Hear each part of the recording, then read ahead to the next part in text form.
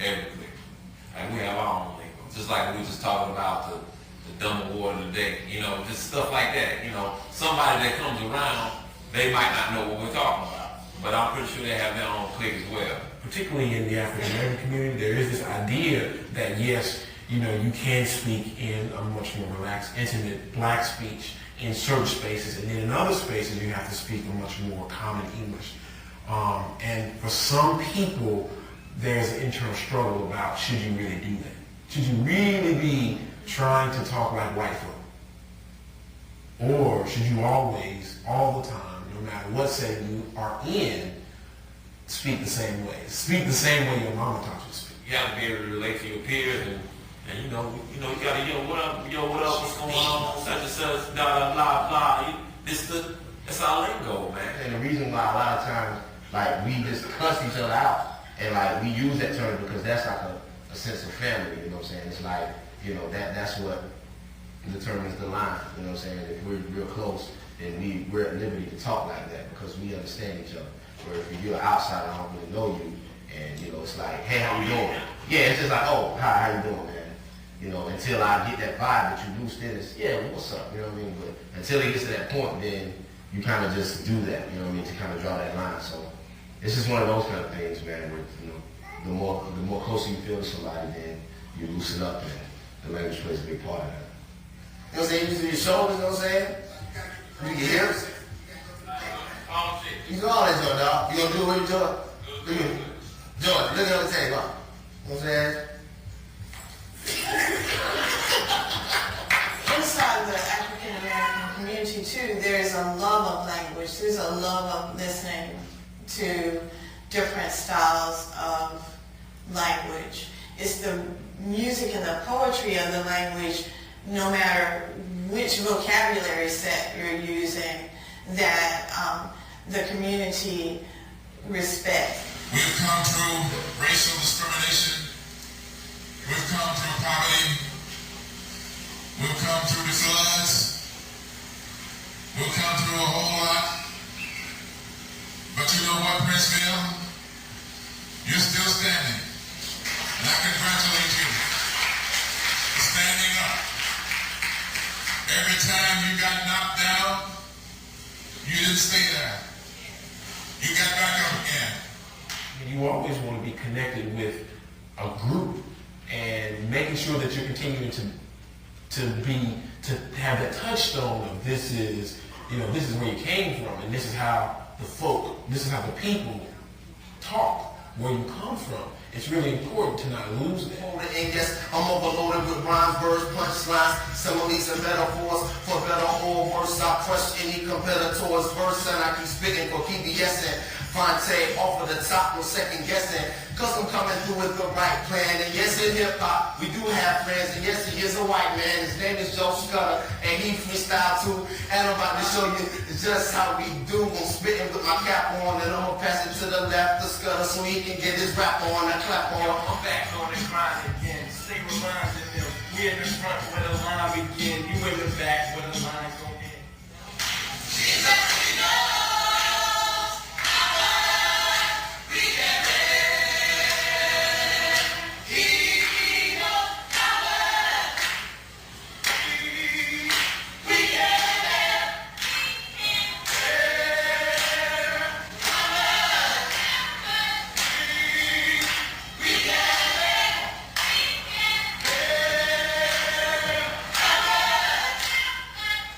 I think what makes America a real melting pot is its language, as opposed to any of the other things that we talk about.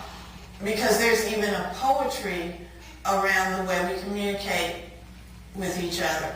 In North Carolina, as opposed to anywhere else in the world, the first thing a person will say to you is, tell me about where you're from. Our tradition in North Carolina is we're looking for a place to connect with you. I play a game when I'm working with students.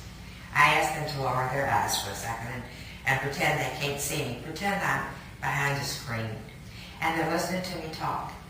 And as they hear me talk, they can hear that I have a number of Southern features that they associate with upper or middle class in my voice with the R's, the Ah's, and the G's. They notice a couple of features which are out-region. They'll hear that it's sort of Southern, but I talk too fast to be Deep South. I don't have that soft spread-on bread from Savannah or some of the areas surrounding there. You can hear that I'm over 18. I've lost that beautiful breathless quality. That I am, we hope, under 80 because it's not thoroughly cracked. You can hear a little post-nasal trip. You can hear that I probably like the situation. I have some education. I like the speaker. If you listen for another minute, you can hear me smile at you. You give away all of that every time you say anything. That's what an accent tells you.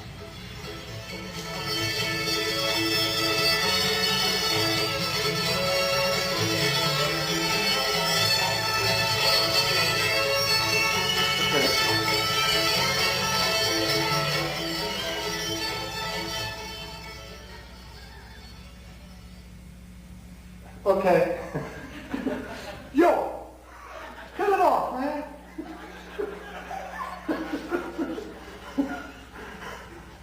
And with that, we lay the Bear Bryant legacy away for another 10 years. Thank you.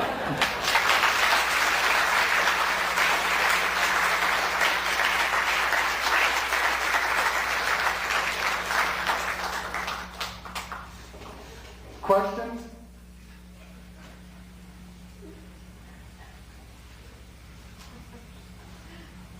I want to request a story.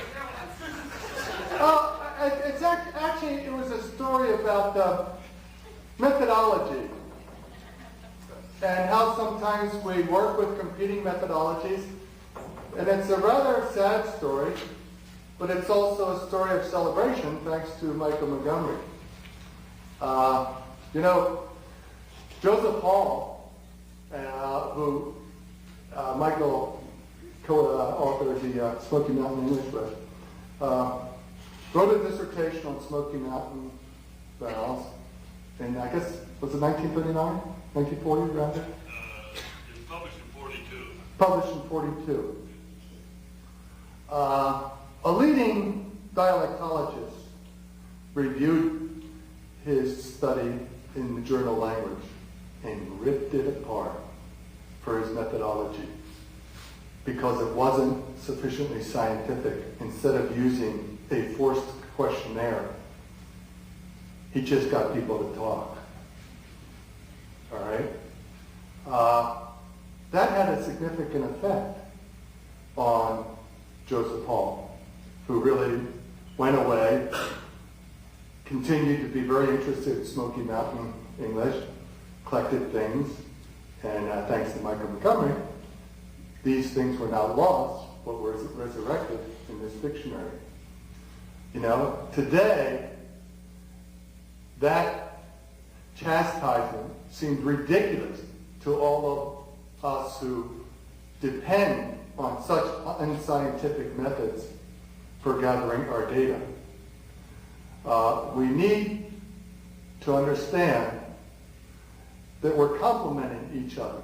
You know, the formal syntactician who looks at intuitions, the sociolinguistic interview, the questionnaire, the directed questionnaire, the sort of the perceptual test, and all of the methods that we use. Well, there's a sense in which some may compete, are all good for some things and not so good for others. So we need to be tolerant and understand that this is a venture that we do together so that we can continue together in this vein. That was my story.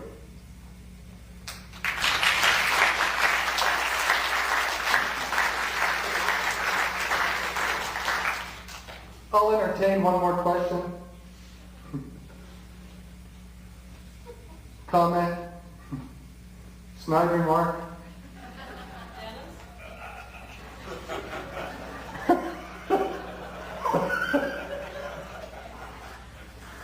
What do you have to say, Dennis? I think we have sufficiently and successfully accomplished our purpose. We have shut Dennis Preston up. Let's go home.